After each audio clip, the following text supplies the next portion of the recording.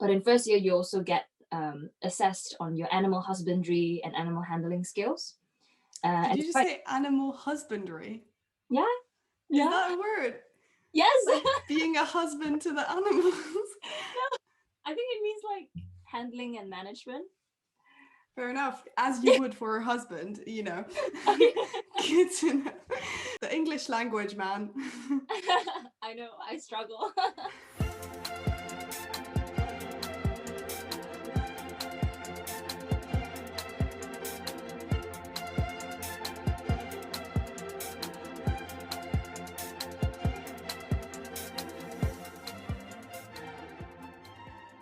Hi everyone, this is the Oxford and Cambridge project. I'm Opportune Simon, and today we have Yean Chua with us. Yean is currently in her final year of studying Veterinary Science at Girton College. Yean grew up in Malaysia and always had an interest in becoming a vet, even though not many higher education institutions teach it there. She matriculated at Cambridge in 2015, and this year started a YouTube channel to give others an insight into her life as a vet student, as well as share educational videos and productivity tips. Hi, Yean. It's so good to have you on. Hi, thank you so much for having me here. I mean, it's great to have you, and obviously everyone can know more about your life through your YouTube channel, but I'm hoping this can be a more episode about really all your experiences and we can go deeper into it because this is a longer format. So let's get straight into it. And first of all, we're just going to start with a little quick fire round. So you don't have to give any reasoning behind your answer. You just go for it.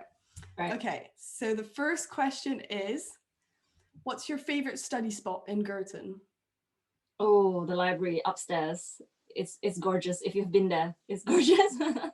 I'll trust you on that. What's your least favorite part about VetMed?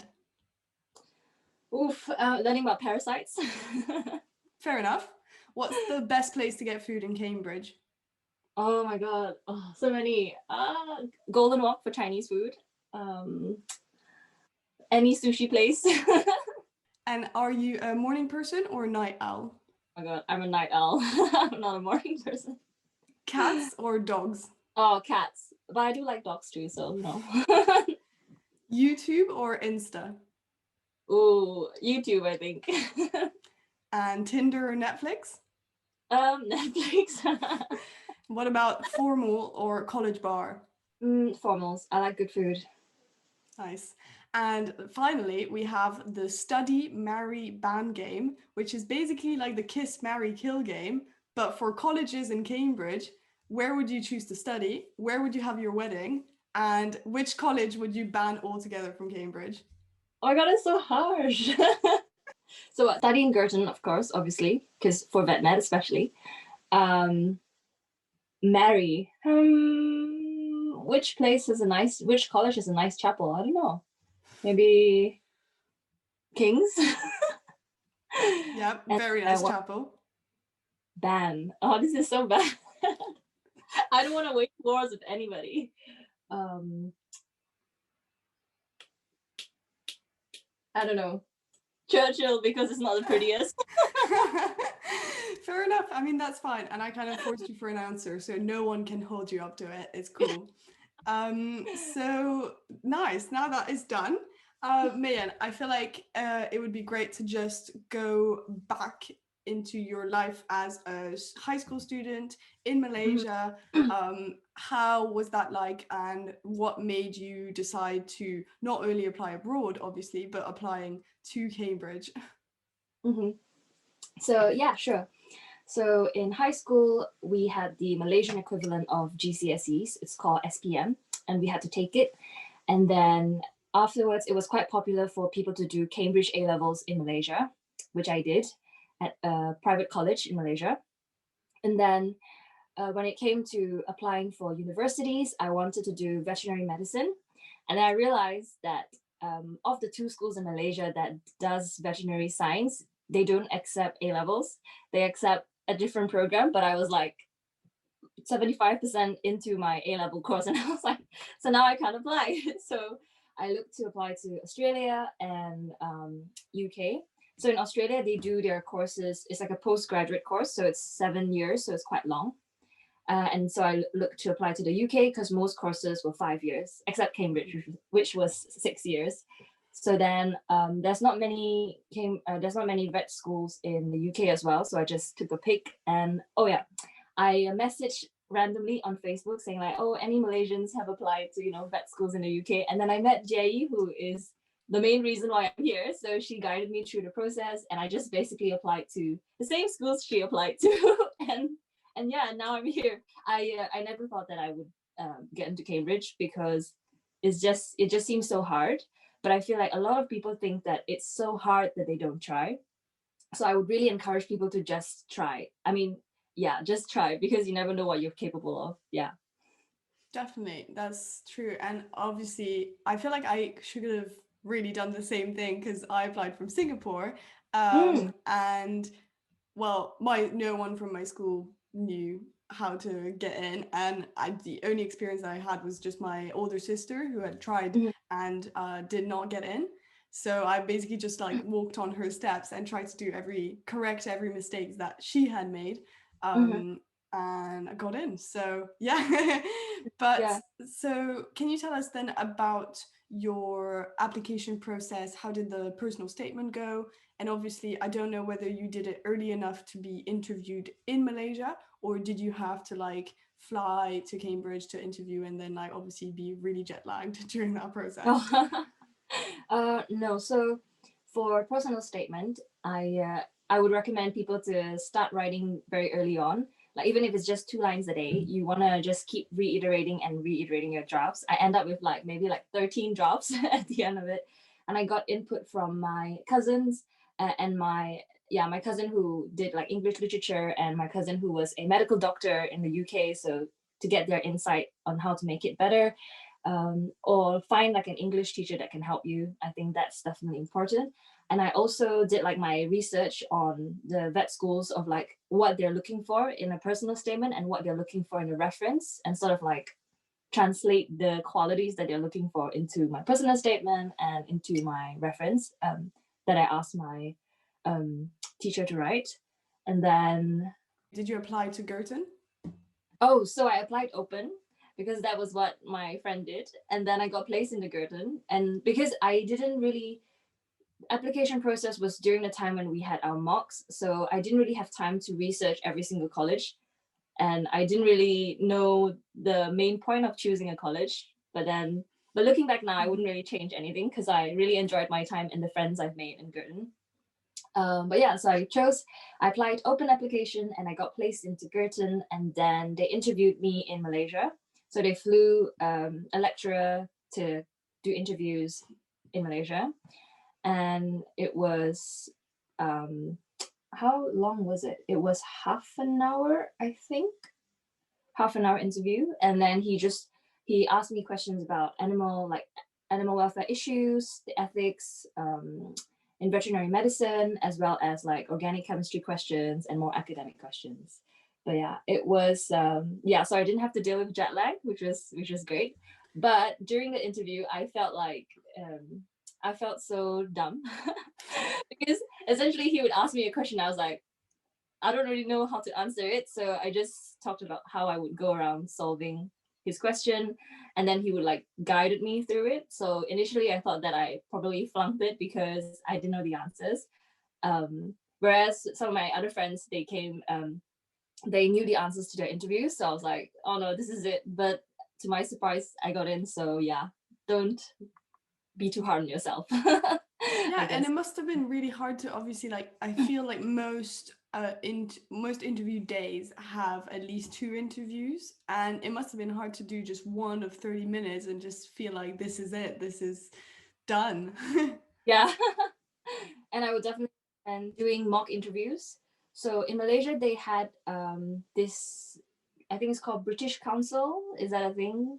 Where they sort of provide free help for students for mock interviews or personal statement applications. And I think it's through your college that you like the college back home. And I would definitely recommend doing mock interviews. If you can't go through like an agency, you can just ask your older sibling or your parents or somebody else just to like, make you think on the spot and make you like answer questions professionally. I think that definitely helped as well. Yeah. Yeah, that is the best tip. I feel like at, the education system that we currently have, I'd say like anywhere in the world doesn't make us talk enough about like Mm, our ideas and make us talk through our thought process, yeah. especially to people who like are more senior than us, like apart from teachers. Mm, We're never asked to explain our thoughts, right? So yeah, mhm. I'd say that's the best kind of preparation for interviews, but not only for interviews, just for Cambridge as a whole.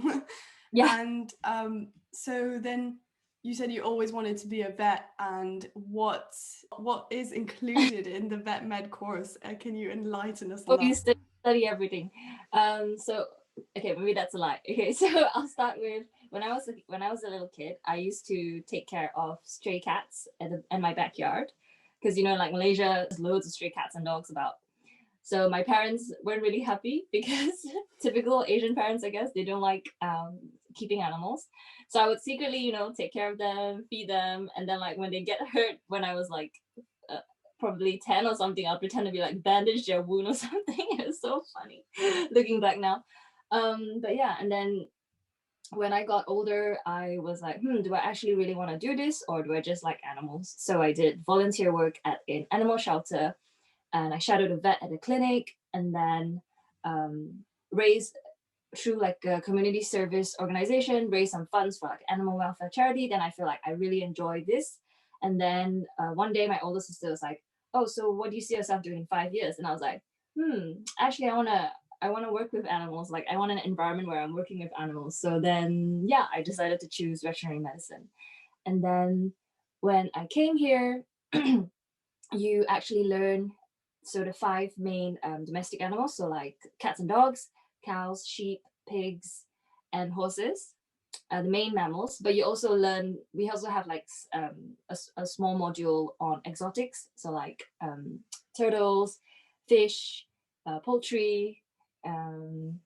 What else? We learned a little bit about spiders as well. All those random fun stuff. But yeah, but we generally focus on the um, main five domestic mammals. Yeah. Nice. And so you did obviously 3 years of undergrad, and after, how does like do you graduate and then you go into like the official postgrad VetMed course? How does that go? Mhm. Okay, so in Cambridge it's different. In Cambridge is 6 years compared to all the other vet schools in the UK, which is usually 5 years.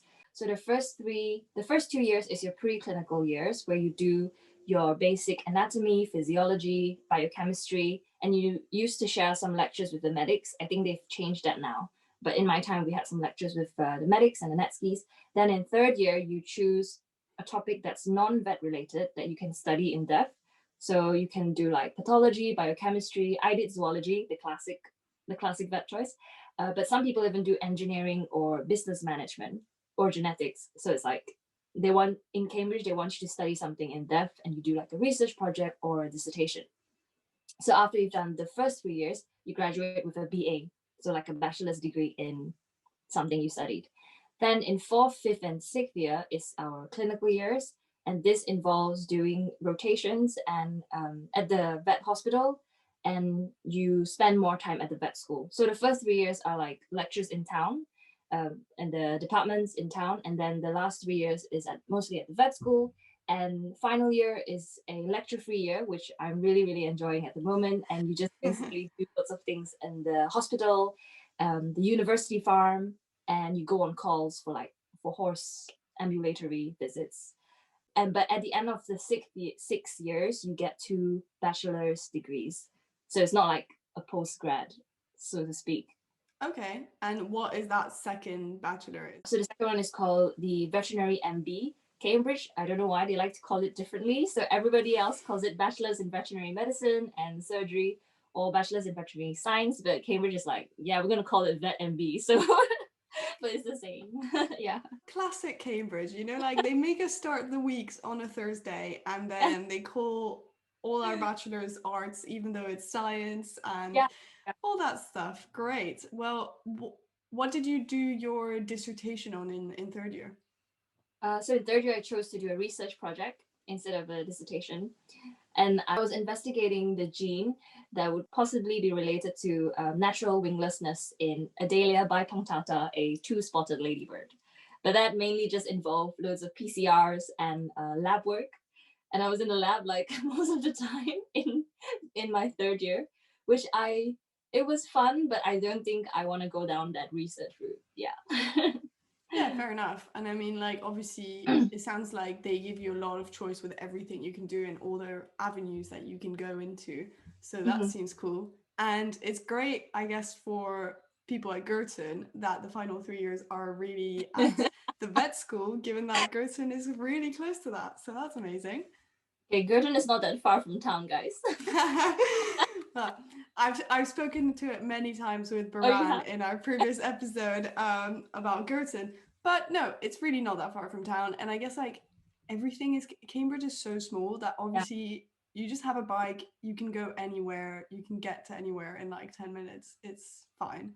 How is the course organized? Obviously, everyone knows that the VetMeds are like always busy, like always working really full timetable.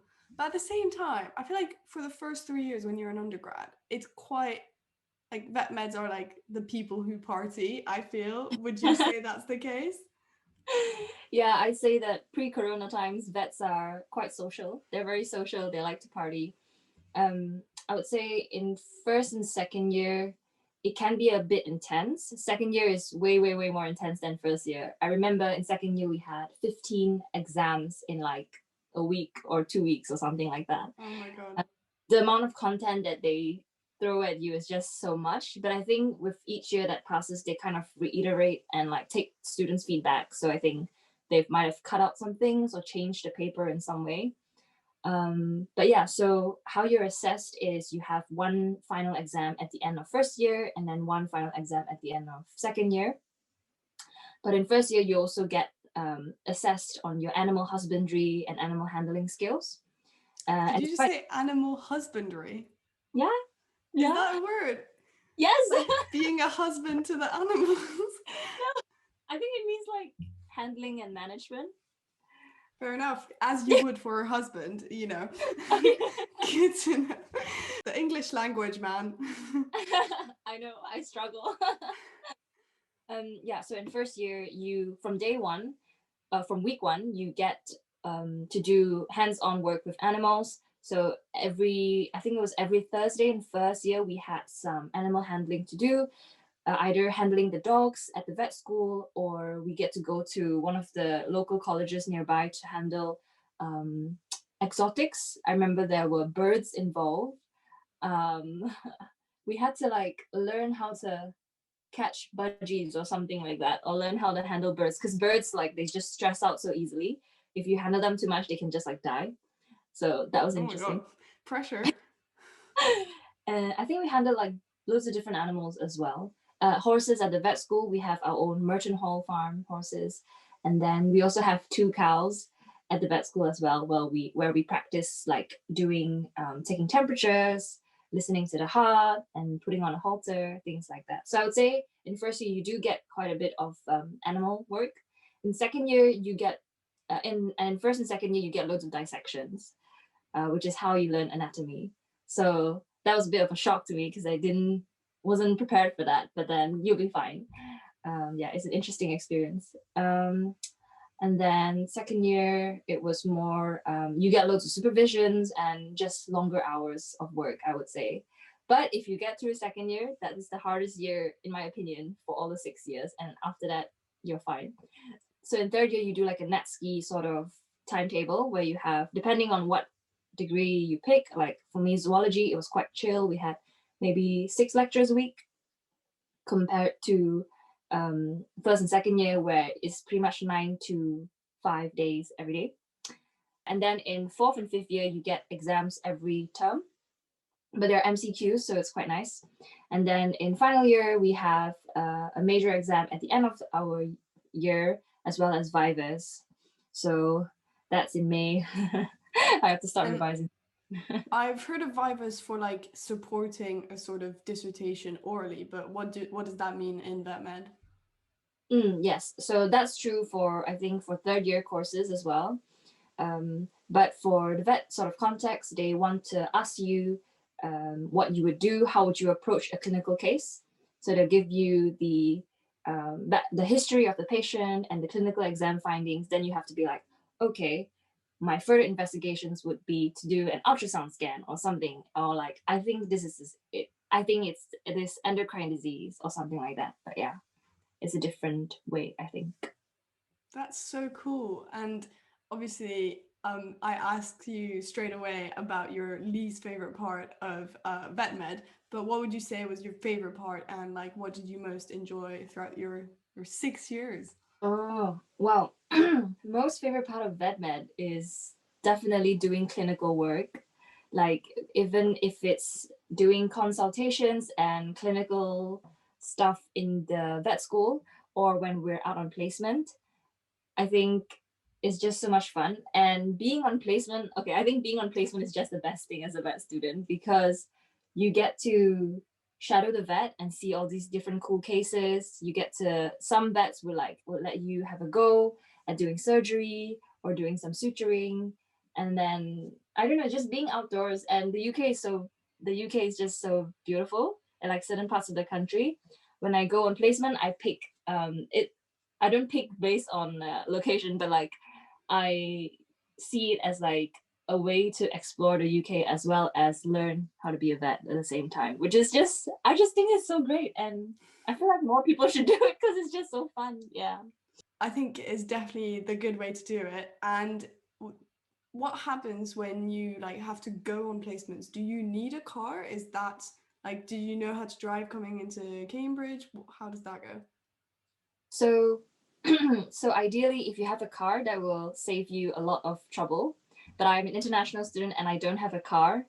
So I relied heavily on public transport.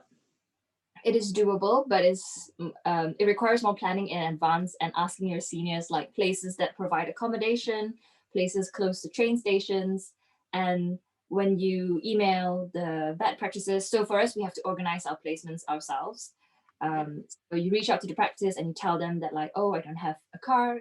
Is it still advisable to go on this placement with you? And then they'll be like, they either say that, oh, we need students with their own transport, or they'll say like, oh, don't worry, the vet can pick you up from the train station and then you can just sit with us in the car from there. So it's doable because I've done it and I'm in my final year now, but it definitely requires more planning and requires more support from your seniors, like if you ask them, you know, where to go.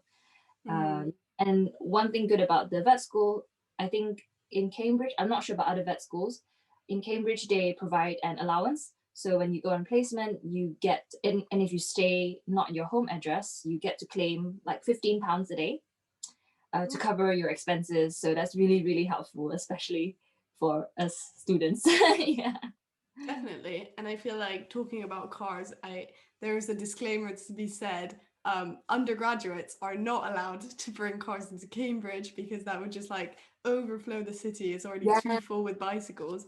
But once you're a postgrad, and maybe you're not living in college, so maybe it's Yeah. easier to have parking arrangements, or you can actually ask the college, like, do you have a spot for me in your parking lot? Mhm. And they might say yes. So that's one way to do it if you do have a car and you do want to bring it. You don't actually have, you were just mentioning earlier, you don't actually have lectures anymore. And given that it's like COVID times, you don't actually need to go into the hassle of like having them online and stuff. But Yeah. I assume that you can still go into the vet school and do, and obviously all your placement if you like wear masks. Mhm. Um, but how do you feel, yeah, how do you feel your day-to-day life has been affected since obviously Corona hit? So for us final years at the vet school, we're quite lucky in a sense that veterinary medicine is one of the courses in the critical list, I think, where they say that you can still go to school, like medical students. So because for us, we have to be competent in these skills, and the only way to do that is to be at the vet school and be at the vet hospital and actually practice these skills. So we have to wear a mask as well as a goggles. And I think some people wear visors as well and hand sanitize our hands so many times in a day, which I honestly, I rather do that than having to wait for this whole corona period to subside before we go back. So yeah, I feel so bad for everybody else who has to stay home and do online lectures, because that must be very, very frustrating. But like, I'm so grateful that we can still carry on with our year, and they really want to help us graduate on time. So fingers crossed that we stabilize and we can finish our year and pass our exams. But yeah, so when you ask me the question, like, how has my day-to-day life changed, I feel very guilty because I can still leave the house and go to the vet school. So some days, because it's like 9 to 6 days at the vet school, and then when you come home, it feels like you're not in a pandemic, but you are still in a pandemic, if that makes sense. But yeah, other than like weekends, we just stay at home or go to the vet hospital for weekend shifts. It doesn't feel like much has changed. Yeah. And so, with your living arrangements, you are currently like in a, I guess, in post-grad accommodation. So you're like living in a house, or is it your own accommodation that you found? And then, do you live with friends who are only doing veterinary medicine? So I think for most colleges, you can live in college from first to third year. And then I think you can choose to stay on in fourth year if you want, depending on your college. But for us, most vets, we move out in fourth year and then we stay in like a private house. It's near Aldi, where all the other vets, it's like basically so many other vets also live in this area. And before coronavirus, we had loads of house crawls, which was so much fun because you can just walk to your friend's house, and then when you're tired, you can just walk back to your house and go to bed. But you can't do that now. So I stay with 3 other vets and 1 PhD student. So it really depends, whoever you can find. But yeah, most vets tend to live together. Some vets don't prefer. Some vets also stay in college, so it's really up to you. But yeah, but living in a private accommodation means you can have your own car park space and things like that. Are you most friends with obviously the people who did veterinary medicine at Girton, or how do you feel the course is in terms of like the fact that you mix a lot between colleges? I think so. I'm really close to the Girton vets, purely because I feel like we're very cliquey. So in Girton, they accept 8 to 10 vets a year, but other colleges they either take like 1 or 2 or even 4. So there's a lot of us. So it's really easy to form like a friend group because there's 8 of us. Whenever there's a social gathering, there's like 8 of us rock up, and then we're just so cliquey. But I would say that in the first 3 years, most people socialize with their college people, I would say. But then in fourth year, since everybody has graduated, who's not a vet or a medic, vets tend to be like, hey man, now we gotta be friends with each other because everybody else has left. So in that sense, it was really nice. So I'm currently living with 1 other Girton vet, but 1 Jesus vet and Claire vet. So we just mix around, and I think vets have a stereotype to be nice, like pleasant overall. So yeah, It's because you spend all your free time with like cute animals. You're just like happy people, you know? that might be debatable because there's a lot of issues in the veterinary profession. I don't want to paint such a like happy picture. There's a lot of like, I don't know if it's appropriate to bring up in this podcast, but the suicide rate. We want the truth only. Oh, okay. Wow. Okay. Just took a deep turn. So the suicide rate for vets is apparently 3.5 or 4 times more than the average person in the general population. I think this was a study done in the States. And then there's another statistic that says 1 out of 6 vets have considered suicide. So I think as a vet student, it's still okay now, even though it can be a bit intense with our long hours and dealing with animals. But when you go into practice, I think there's a lot of issues of having compassion fatigue, like saving the animal, not being able to save the animal, even though you've tried your best, or dealing with difficult clients or clients that vet. There's a phenomenon called vet bashing. So they vet bash you on Facebook, and then they spew all the hate comments because of some miscommunication. And also because in the UK, NHS provides free human healthcare, right? But there's no NHS for animals. So when people get vet bills, they think like, you're charging me so much money. But actually, if they think about how much medical care actually costs, like in the States, it's actually not that much. So yeah, there's a lot of issues in the profession, and like there's a statistic that says that vet graduates tend to leave the profession after the 3 to 4 years of graduation, which is crazy because we spent 6 years studying this, and then 3 to 4 years later, they just leave and do something else, non-vet. That is crazy. That I can't believe that. Another thing that I thought about is also because as vets, you deal with all sorts of different animals. So like 1 minute, you might have to put down an elderly dog that has a terminal illness. And the best and the kindest thing to do is to put it to sleep to end its suffering. So like euthanasia. And then once you've done with that consult, suddenly someone books in a puppy consult where you have to give vaccinations. And then you just have to tidy up your feelings and then quickly go to their consult and then pretend to be like, oh, you just got a new puppy, be happy, and be like, oh, do the checks. And I just, emotional wise, that just doesn't work, like, you know? So I don't know, but I'm just assuming because from the like articles I read and videos I see on YouTube of vets talking about it, but we'll see when I go into the profession, see what happens. And I was just thinking as you were telling me, like there is this immense respect paid for doctors. And it's true that like when you tend to think about the veterinary profession, you don't have the like straight away the immense respect that we put into doctors because we give our own lives. But then I'm sure that anyone who would give their pet life like in the hands of a doctor for animals like should think the same way, but they don't. Yeah, it's really crazy. And I guess like obviously it is a tough job. Like you were saying, you're traveling to different places, like you can deal with people who are just not present at all. And yeah, that definitely something to consider. And I don't know whether obviously that affects you quite yet. Obviously the workload in the studying must be quite hard. Did you ever need to like find some help, and did you ever find it? Yes, definitely.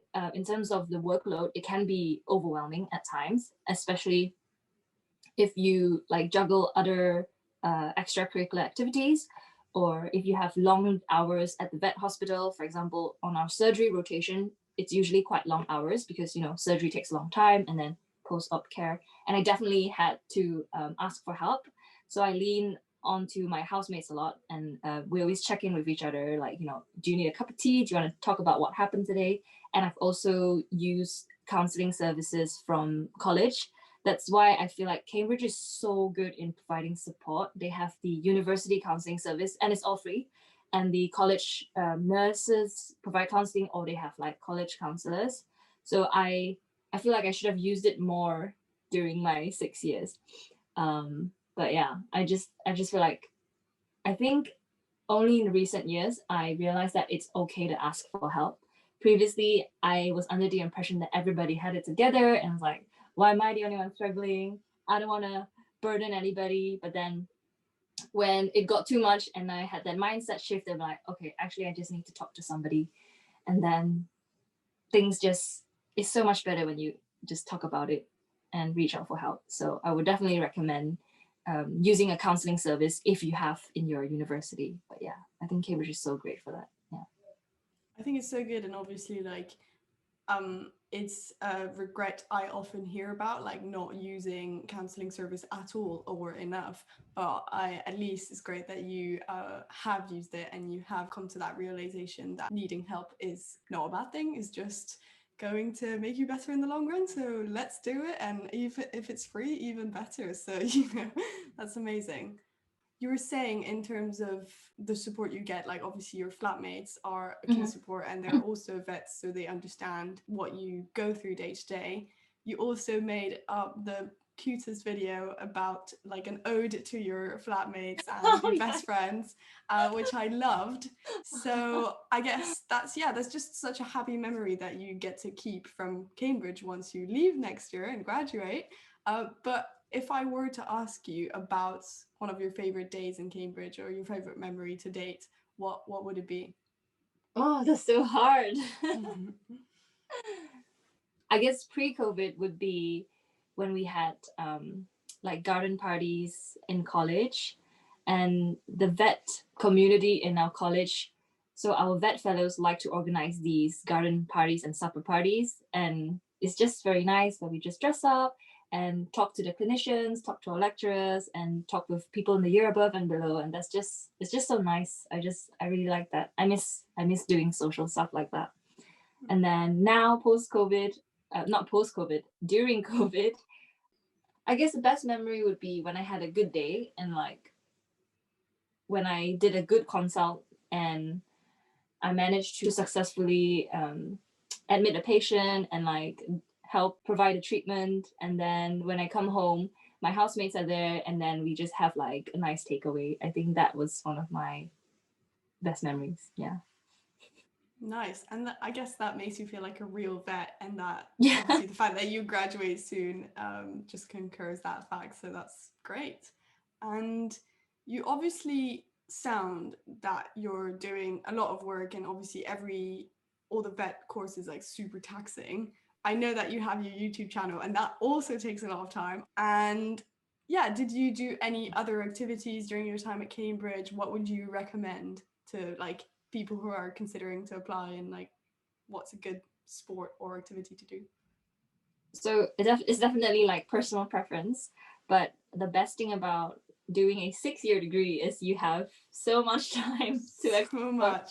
everything that you want to explore. So in the first 3 years, I did a lot of ultimate frisbee. That was so much fun. You can pick it up as a beginner, and then you can play competitively, and people are so great and so sociable. Very nice. And then I did show choir because I love singing. As you can tell, also on Mayan's channel, you can Oh my check out god. all her videos of covers on the ukulele or anything. It's amazing. Yeah, no, don't watch that. And then I did some. So the thing is, I did loads of different things, but not at the same time. So I also tried a bit of jazz singing with Christ College. And then I tried a little bit of the ADC. I did a play as an extra character, a side character. And then I did a little bit of chapel choir at one point. And then I did the vet societies, organizing events and organizing talks and dinners. And then I think that's, oh, and I was also part of the Malaysian Society in first year, where we had a play as well as like food festivals. So that was really fun. So I say definitely try out loads of different things. I've had vets who also really play competitive sport like rugby and rowing. So even with a vet degree, I think there is work-life balance. Like you just have to prioritize, I guess, what you want to prioritize. Mm. Definitely. I feel like a lot of people who stay there 6 years often go into like blue sports and compete at varsity because you get more time to like develop your Mm. level. And obviously, I was part of the equestrian team, so did Oh, the cool. like horse riding, dressage, and show jumping. And I'm Yeah. pretty sure I was one of the only ones who wasn't a vet. Well, like the majority of the Ah, team were vets, yeah. but yeah, it's great that you get more time to like try out those things. And so many people at Cambridge, I feel, do a master's after their final third year, because they just want more time at Cambridge. Because that's when you realize like, oh, it's slipping away from me, like university life, and I can do more of it. You guys just sign up and you've got 6. Looking back, was there ever anything that made you say like, oh, I kind of regret doing this, or maybe, like doing too many activities and not having time for other things, or maybe something academic that you regret not knowing about and you would like to tell people now, future applicants or first Oh, years? I have loads. So okay, so in first year, I would say in freshers, don't be afraid to socialize with your corridor people or like outside of your corridor people. I regretted not socializing much in college. I just stuck to my Girton Vets and the Malaysian Society, which are like super great, and I enjoyed the companionship. But I think I would have been better if I socialized more with my college, and like get involved with the JCR and things like that, because I think that would have been quite fun. And then in terms of similar, like supervisions, prep for them, and actually um, use that to gain their knowledge, pick their brains, because when else are you going to be in a room with an expert in that field? And if you're interested in that research, especially, you have people to consult. And then don't take up too many things at once, because I took up a lot of things at once and then I was really stressed. But I was like, hey, I did it to myself. I love joining so many things and I love saying yes to a lot of things. So prioritize your mental health and physical health as well. Um, yeah, and prioritize your degree sometimes, because I feel like I was a bit too much on the extracurricular side and I didn't prioritize my studies enough. Not that that has made me like resit a year or anything, but even if you have to resit a year, there's nothing wrong with that. But I'd say prioritize. Yeah, just prioritize yourself. And I think just enjoy your time at university. But I know I say prioritize your studies, but also find that balance not to just focus on your studies, because you really need downtime. And you want to leave university with good memories. So, you don't want to leave university with like a memory of you just studying in a library. That's so sad. You want to you want to make friends and like, make experiences. So yeah. Just touching on the fact that you were mentioning to resit years, I wasn't even aware that that was really a thing that Cambridge students could do. So is that an option available just to VetMeds or? So maybe it's just for VetMeds. So for VetMeds, when you do an exam, you can resit the paper. For example, our exam is usually in May. So if you failed it once, you can resit in September. And then there's a limited number of resits you can take before you are not allowed to proceed further.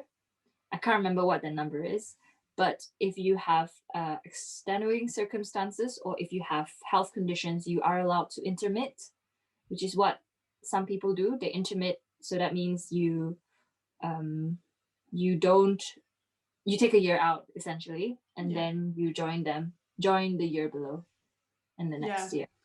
And it's I feel like not enough people know about intermitting, so let's just take a moment to like air it out. Yeah, basically when you feel like it's too much and maybe you've got some like personal stuff going on, and or maybe it's just the academics, and I think you do need to have like a session of counseling to kind of assess and see where you're at and see whether it's a good solution for you to intermit. But yeah, it's really an option that a few students that I know have taken. It's all okay. It's not handled the best way by the university because they basically officially tell you you need to be away from Cambridge, even though maybe for your mental state it might be better to stay on with your friends. Mm-hmm. So yeah, intermission is a big thing. Like it's okay to skip out a year and then go back again to do the same year. You're more prepared and you've had a year to like focus on how you want to take it forward. So. Yeah, exactly. Yeah. We've obviously touched on Girton, your college, which is obviously one of the first college at Cambridge that admitted women. So yes. Amazing college, it's really pretty, and we obviously have discussed it in a previous episode, but I wanted you to give us your view on the college. You've obviously done a video about it that people can go check out. But yeah. How has your experience been at Girton, and also how has that experience changed from an undergrad perspective to a postgrad? Ooh. I'm not sure if it's changed. Well, that's fine. That's good to know. So I think I just love how Girton stands for equality and diversity and inclusivity. So they had they celebrated 70 years of accepting women. Or was it 150? I feel like I should know this. Mm-hmm. And also, I just wanted to say there's like controversially, there's a study from the tab that's just erupted this week saying that actually with 3 female colleges still standing in Cambridge, there is still a minority of female undergrads in Cambridge. So, and even Girton, I believe, I'll fact check this, but I believe in Girton, who was obviously that first all-females college and now is co-ed, there is only 45% of like female undergrads. And really? Obviously some of the worst performing ones were colleges like St. John's and Churchill. Anyway, so that's just a little thing for you to know, and I'll post the link to the article in the description. Oh, But yeah, please keep talking about yeah. Girton. We love it anyway. Oh yeah, I didn't know that. That's a really interesting statistic. It always amazes me that we have so many prestigious women alumni, and they had a celebration. I think it was 150th celebration of Girton, and they had these prominent speakers come and give lectures and talks. And Lady Hale, the Supreme Court of Justice, came and gave a lecture, and she was there in our graduation. What did you call that? Graduation feast, which I just think is so inspiring and so cool to be able to walk the same halls as all these prominent and amazing women. So I think um, that's one of the special bits about Girton. But yeah, when I was at Girton, because now I've moved out, but when I was living there, I always found the people quite supportive, and they everyone's just really friendly. I don't know if it's because we're so far out that we only have each other, that sort of like builds a bond with each other. We have a reputation of being like we have a song called "We Are Girton, Super Girton, No One Likes Us, but We Don't Care." I don't know about other colleges, but I feel like Cambridge has the sort of outsider's impression of being like posh and being like um I don't know how you call it, like upper class. Elitist. Yeah, elitist, that's the word. But I don't think you see that. You definitely don't see that in Girton. Like everybody's so chill, everybody's down to earth. So yeah, in my experience anyway. Yeah. Talking obviously about the diversity of people there in Girton, did you feel like VetMed was also reflective of that diversity? Is it? No. I feel like I hear it's quite a like female course to take, or like heavy in the like number of female students. Do you agree? Or yeah. Yeah, no, there's definitely more females than males. There's 60 of us, and there's probably only about like 8 guys. Wow. Okay. Yeah. And in that group, in terms of like minorities, there's only like maybe 5 or 6 of us that are non-Caucasian. Right. So it's very interesting. I don't mean there's loads of other factors that play into this, obviously. But yeah, but diversity in the veterinary profession is something that a lot of organizations are working on.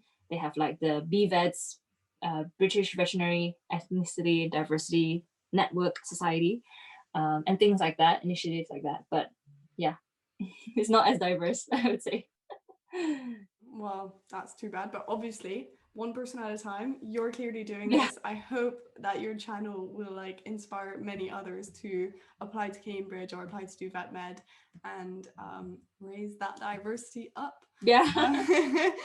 Yeah. I guess in terms for people who want to apply to Cambridge and they don't have the support that they should have, they can sign up for Zero Gravity, which is the free app, free platform, mentoring platform where you can sign up as a mentee and then get assigned to a mentor, which are university students to help you guide through the application process. So yeah, recommend that. Awesome. And I'll post that link in the description as well so people can go Cool. ahead and sign right up. But thank you so much, Mayen. It's been a pleasure having you. I really wish we can cross paths one day when we're not in Yeah. COVID times. Oh, yeah. But in the meantime, good luck for your final year and thanks again for coming. Oh, thank you so much. Hi everyone. Thanks for listening to this latest episode of the Oxford and Cambridge project. If you've enjoyed this episode, why not give it a like, a share, or subscribe to our page, as this really helps people find our podcast.